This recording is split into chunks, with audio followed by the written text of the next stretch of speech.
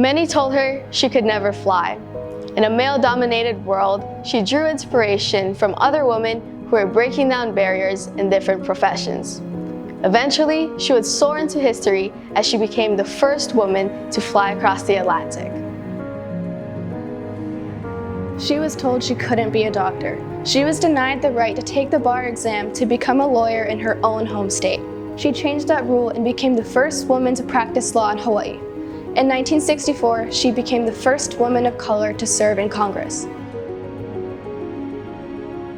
She beat out thousands of applicants to join the NASA space program. She started her aeronautics career on the ground as part of the ground support crew, but would later blast through the stratospheric glass ceiling as the first American woman in space. In 1917, the Navy became the first branch of the U.S. Armed Forces to allow women to enlist in a non-nursing capacity. She rose to the call of service at the height of World War I and was the first woman to enlist in the U.S. Navy and would become the first woman to reach the rank of Chief Petty Officer.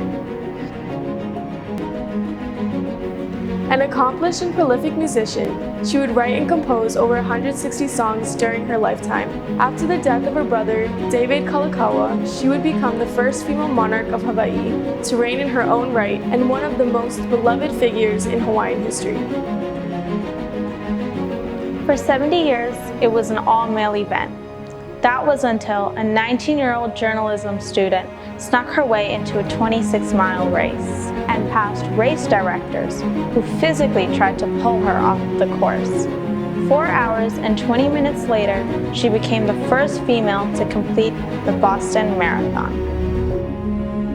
There was always a first woman, the one who led the way. The one who overcame her fears and stood up to those who said, "You can't do this." The one who knocked down doors and set the stage for a new generation of leaders. For all of us. So we can overcome new barriers and blaze new pathways for those who follow.